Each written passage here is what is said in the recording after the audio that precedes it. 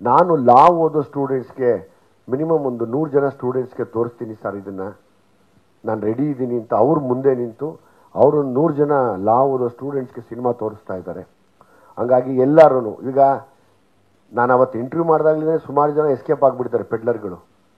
ಮೊನ್ನೆ ತುಂಬ ಒಬ್ಬನ ಕಾದ್ವಿ, ಒಬ್ಬ ಅಧಿಕಾರಿಗಳ ಸಹಾಯದಿಂದ ಒಬ್ಬನ ತುಂಬ ಕಾದೆ, ತುಂಬ ಹೊತ್ತು ಹೊರಗಡೆ ಬರಲಿಲ್ಲ ಅವನು. ಇದ್ದಿದ್ರೆ ಗ್ಯಾರಂಟಿ ಹೇಳ್ಕೊಂಬಂದು ಸ್ಟೇಷನ್ ಕೊಡ್ತಿದ್ದೆ ಅವನ್ನ. ಇಡೀ ತಂಡ, ನಾನು, ಪುನೀತ, ಡ್ರ್ಯಾಗನ್ ಮಂಜು, ನನ್ನ ಜೊತೆ ಮಹೇಶು, ಅಲ್ಲು ರಘು, ನಾವು ಸುಮಾರು ಒಂದು 8 ಅವರ್ ಕಾದಿದ್ದೀವಿ, ಊಟ ಮಾಡಲಿಲ್ಲ. ಒಬ್ಬನನ್ನ ನಾವು ಹಿಡಿಬೇಕು ಅಂತ ಹಿಡಿತೀವಿ, ಬಿಡಲ್ಲ, ಹಿಡಿತೀವಿ. ಹಿಡಿದು ನಿಮಗೆ ಒಂದು ದಿವಸ ಒಪ್ಪಿಸ್ತೀನಿ, ನೀವೆಲ್ಲ ಸಪೋರ್ಟ್ ಮಾಡಿ. ಫಸ್ಟು ಎಲ್ಲ ಹುಡುಗರು ನೋಡಲಿ ಇದನ್ನು.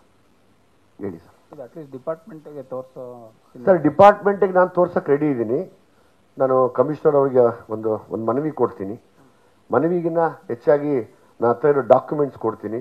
ಇವತ್ತು ಒಂದು ಹೆಣ್ಮಗುಗೆ ಏನು HIV ಆಗಿದೆ, ನಮಗೆ ಕೈಗೆ ಸಿಕ್ಕಿರೋಂಥ ಒಂದು ಹೆಣ್ಮಗು, ಅದು ಇನ್ನೊಂದು 20 ವರ್ಷ ಇರ್ಬೋದು ಅಷ್ಟೇ, 20-21 ವರ್ಷ. ಬಹುಶಃ ಬಂದು 1 ವರ್ಷ 2 ವರ್ಷ 18 ವರ್ಷಕ್ಕೆ ಬಂದ್ಬಿಟ್ಟಿದೆ. ಆ ಥರದ್ದು ಎಷ್ಟೋ ಹೆಣ್ಮಕ್ಳಿಗೆ HIV ಆಗಿದೆ ಇವತ್ತು, ಎಷ್ಟೋ ಗಂಡು ಮಕ್ಕಳಿಗೆ HIV ಆಗಿದೆ ಇವತ್ತು. ನನಗೆ ಆ ಕೋಪ ತುಂಬ ಇದೆ. ನಾನು ಅದಕ್ಕೇ ಅಷ್ಟು ಹಾರ್ಶಾಗಿ ಪಿಕ್ಚರ್ನ ನಾನು ಮಾಡಿರೋದು. ಎಲ್ಲರೂ ಕೇಳ್ತಾರೆ, ಏನಕ್ಕೆ ಅಷ್ಟೊಂದು ಹಾರ್ಶಾಗಿ ನಿಂತ್ಕೋತೀರಾ, ಏನು ನಿಮಗೆ ಬಂದಿರೋದು ಒಂಥರ ಅನ್ಸುತ್ತಲ್ವ. ಹೌದು, ನೀವು ಎಚ್ಚೆತ್ಕೊಳ್ಳದೆ ಹೋದರೆ ನನ್ನಂಥವ್ನು ಯಾರೋ ಒಬ್ಬ ಉಟ್ಕೋತಾನೆ. ಯಾವುದೋ ಒಂದು ಹೆಣ್ಮಗು ತಂದೆ ಉಟ್ಕೋಬೋದು, ಹೆಣ್ಮಗು ಅಣ್ಣ ಉಟ್ಕೋಬೋದು, ಗಂಡು ಮಗುವಿನ ತಂದೆ, ಅಣ್ಣ, ಚಿಕ್ಕಪ್ಪ ಯಾರೋ ಒಬ್ಬರು ಎತ್ಕೋತಾರೆ ಕೈಗೆ, ನಾವು ಮಾಡ್ತೀವಿ ಅಂತ. ಈಗಾಗಲೇ ಈ ಟೈಡಲ್ ಅನ್ನೋ ಮಾತ್ರ ನೀವು ನಂಬಲ್ಲ, ಡಿಪಾರ್ಟ್ಮೆಂಟ್ ಅವ್ರಿಗೆ ಎಲ್ರಿಗೂ ಗೊತ್ತು. ಆದರೂ ಆ್ಯಕ್ಷನ್ ತೊಗೊತಾ ಇದ್ದಾರಂತೆ ಚಿಕ್ಕದಾಗಿ, ಬಟ್ ಸೀರಿಯಸ್ ಆಗಿ ಆಗಬೇಕು. ಅಂದರೆ ಅವತ್ತು ಗಾಂಜಾ ಬಂದಾಗ ನಾವು ಇವತ್ತು ನಿಲ್ಸೋಕ್ಕಾಗ್ತಿಲ್ಲ, ಬಟ್ ಈ ಟೈಡಲ್ ನಾವು ಇವತ್ತು ಹೊಸಕದೇ ಹೋದರೆ, ದೇವರಾನೇ ಹೇಳ್ತೀನಿ ಸರ್, ಬೆಂಗಳೂರು ನೀವು ನಂಬಲ್ಲ, ಉಡ್ತಾ ಪಂಜಾಬ್ ಆಯಿತು ಗೊತ್ತಾ, ಆ ಥರ ಆಗುತ್ತೆ ನಮ್ಮ ಬೆಂಗಳೂರು.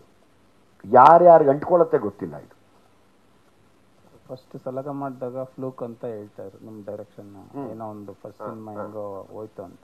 ಭೀಮಾದಲ್ಲಿ ತುಂಬ ಖರ್ಚಾಗ್ಬಿಟ್ಟಿದ್ದಾರೆ, ಖರ್ಚು ಮಾಡಿಸ್ಬಿಟ್ಟಿದ್ದಾರೆ, ಹಂಗೆ ಹಿಂಗೆ, ಅದಕ್ಕೆ ಬಿಸ್ನೆಸ್ಸು ಆಗಿಲ್ಲ, ಬರ್ತಾರೋ ಇಲ್ವೋ, ರಿಲೀಸ್ ಆಗುತ್ತಾ ಇಲ್ವೋ ಅನ್ನೋದು ಡೌಟ್ ಇತ್ತು. ಓಕೆ, ಬಿಫೋರ್ ರಿಲೀಸ್ ಇದೆಲ್ಲ ನಿಮ್ಮ ಕಿವಿಗೆ ಬಿದ್ದಿತ್ತ? ಸರ್, ನನ್ನ ಕಿವಿಗೆಲ್ಲ ಬೀಳುತ್ತೆ ಸರ್. ನಾನು ಎಲ್ಲ ವಿಷಯ ತಗೋತಾ ಇರ್ತೀನಿ. ನಮ್ಮ ಇಂಡಸ್ಟ್ರಿ ತುಂಬ ಚಿಕ್ಕದು, ತುಂಬ ಚಿಕ್ಕದು. ಇಲ್ಲಿ ಹೊಡೆದ್ರೆ ಅಲ್ಲಿ ಬೌನ್ಸ್ ಆಗುತ್ತೆ, ಅಲ್ಲಿ ಹೊಡೆದ್ರೆ ಇಲ್ಲಿ ಬೌನ್ಸ್ ಆಗುತ್ತೆ. ನಾನು ಬಂದೊಂದು 25-30 ವರ್ಷ ಆಗಿದೆ. ಸೊ ಹಂಗಾಗಿ ಎಲ್ಲ ವಿಷಯ ನಮ್ಮ ತಲೆ ಒಳಗಡೆ ಹೋಗ್ತಾನೇ ಇರುತ್ತೆ, ಎಲ್ಲ ಹೋಗ್ತಿರುತ್ತೆ. ಬಟ್ ನಾವು ಲಾಸ್ಟಲ್ಲಿ ಮಾತಾಡೋದು ಒಂದೇ, ಇಲ್ಲಿ ಈ ವೇದಿಕೆ ಮೇಲೆ. ಇನ್ ಕೇಸ್ ತಾವು ಸಲಗಾಲು ನೋಡಿರ್ಬೋದು, ಭೀಮಾಲು ನೋಡಿರ್ಬೋದು, ನನ್ನ ಪ್ರಯತ್ನ ಪಟ್ಟಿದ್ದೀನಿ, ಆಶೀರ್ವಾದ ಮಾಡಲಿ ಅಂತ ಕೇಳಿಕೊಂಡೆ. ಅದಾಯಿತು. ಸಲಗ ಫ್ಲೂಕ್ ಅಂತ ಹೇಳಿದ್ರು, ನೋಡೋಣ ಬಿಡು, ಭೀಮಾ ತಾನೇ, ಅದು ಬಿದ್ದೋಗುತ್ತೆ, ನಿಲ್ಲಲ್ಲ, ಹಂಗೆ ಎಲ್ಲ ನನ್ನ ಕಿವಿಗೆ ಬೀಳೋದು. ನಾನು ಯಾವಾಗಲೂ ರೇಸಲ್ಲಿ ಓಡೋ ಕುದುರೆ ಒಂಟಿ ಸಲಗ ಇದ್ದಂಗೆ, ಕಟ್ಕೊಂಡ್ಬಿಟ್ರೆ ಮುಂದೆ ನೋಡೋದೇ ಇಲ್ಲ. ನಾನೇ ಗೆಲ್ತೀನಿ, ನಾನು ಗೆಲ್ತೀನಿ, ನಾನಂತೂ ಸೋಲಲ್ಲ. ಒಂಟಿ ಸಲಗನೂ ಅಷ್ಟೇ, ಎಲ್ಲಿ ಬೇಕೋ ಅಲ್ಲಿ ಹೋಗ್ತಿರುತ್ತೆ ದಾರಿ ಮಾಡಿಕೊಂಡು, ಹಂಗೆ ಹೋಗ್ತಾ ಇರ್ತೀನಿ ಅಷ್ಟೇ. ಹ್ಯಾಟ್ರಿಕ್ ಯಾವಾಗ ಎಕ್ಸ್ಪೆಕ್ಟ್ ಮಾಡ್ಬೋದು? ನಿಮ್ಮೆಲ್ಲರ ಆಶೀರ್ವಾದದಿಂದ ನೋಡೋಣ. ಅದು ನಾನು ನಂಬಿರೋ ಗುರು ಅವ್ರು ಬರೆಸ್ಕೋಬೇಕು. ಅವ್ರು ಬರೆಸ್ಕೊಂಡ್ರೆ ಖಂಡಿತವಾಗ್ಲೂ 100% ಹ್ಯಾಟ್ರಿಕ್ ಮಾಡ್ತೀನಿ ಅವತ್ತು. ಬಿಕಾಸ್ ಅವ್ರ ಬ್ಲೆಸ್ಸಿಂಗ್ ಯಾವತ್ತಿದ್ರು ನನ್ನ ಮೇಲಿದೆ, ಎಲ್ಲ ಕಲಾವಿದ್ರ ಮೇಲೆ ಇರಲಿ ಅಂತ ಕೇಳ್ಕೊತೀನಿ. ಈಗ ನಿಮ್ಮ ಸಿನಿಮಾ ರಿಲೀಸ್ ಆಗಕ್ಕೆ ಮುಂಚೆನೂ ಕೆಲವೊಂದು ಹೀರೋಗಳ ಫ್ಯಾನ್ಸ್ ನಾವು, ಅಂದರೆ ನಿಮ್ಮ ಸಿನಿಮಾ ಅಂತಲ್ಲ, ಯಾವ ಸಿನಿಮಾ ನೋಡಲ್ಲ ಅನ್ನೋ ಥರದ್ದೆಲ್ಲ ಇತ್ತು. ಬಟ್ ಇವತ್ತು ಅದನ್ನೆಲ್ಲ ಮೀರಿ ಸಕ್ಸಸ್ ಆಗಿದೆ ಸರ್. ಈಗ ಅವರವರ ವೈಯಕ್ತಿಕ ಭಾವನೆಗಳಿಗೆ ನಾವು ಗೌರವ ಕೊಡಬೇಕಾಗತ್ತೆ ಸರ್. ಈಗ ಯಾರೋ ನೋಡಲ್ಲ ಅಂತಾರೆ, ಆಯಿತು, ನಿಮ್ಗೆ ನಾವು ಗೌರವ ಕೊಡೋಣ, ಸಂತೋಷ, ಅದು ನಿಮ್ಮ ಭಾವನೆ. ಆದರೆ ನೋಡ್ತಾ ಇರೋರು, ಹಂಗಾಗಿ ನಿಮ್ಮ ವೈಯಕ್ತಿಕ ಭಾವನೆಗಳಿಗೆ ಯಾವತ್ತಿದ್ರೂ ನಮ್ಮ ಗೌರವ ಇದೆ.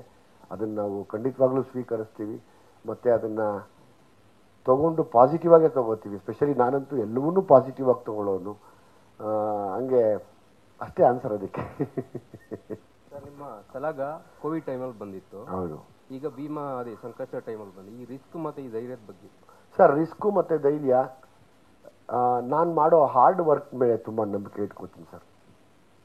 ನಾನು ಯಾವಾಗಲೂ ಹಾರ್ಡ್ ವರ್ಕ್ ಮಾಡಿ ಆಮೇಲೆ ನಾನು ನಮ್ಮ ಗುರುಗಳನ್ನ ಕೇಳ್ಕೊತೀನಿ. ಯಾವಾಗಲೂ ನಾನು ಮನೆ ಬಿಡ್ತಾ ನನ್ನ ಗುರುನ ಕೇಳ್ತೀನಿ, ಈಗ ಹೊರಟಿದ್ದೀನಿ, ನೀನು ನನಗೆ ಈ ಒಂದು ಸಕ್ಸಸ್ ಕೊಟ್ಟರೆ ನನ್ನ ಜೊತೆ ಎಷ್ಟೋ ಜನ ಕಲಾವಿದರು ಉದ್ಧಾರ ಆಗ್ತಾರೆ, ಪ್ರೊಡ್ಯೂಸರ್ಸ್ಗೆ ಒಳ್ಳೇದಾಗತ್ತೆ, ದಯವಿಟ್ಟು ಕೊಡು ಅಂತ ಕೇಳ್ಕೊಂಡು ಹೋಗ್ತೀನಿ. ನಾನು ಯಾವಾಗಲೂ ಹಾರ್ಡ್ ವರ್ಕ್ ನಂಬ್ತೀನಿ, ಅಂದರೆ ತಯಾರಿಗಳನ್ನ ತುಂಬ ನಂಬ್ತೀನಿ.